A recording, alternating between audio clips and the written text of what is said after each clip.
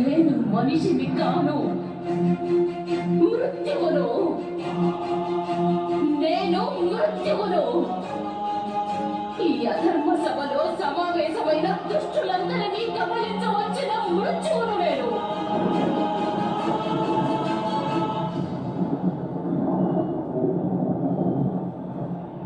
ఇదే నా శాపం. ఈ క్షణాన్ని ఇప్పుడే వద్దు ద్రౌపది.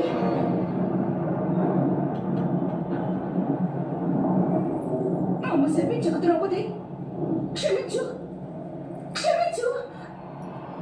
నా శాపమే క్షమించడం మహారాణి.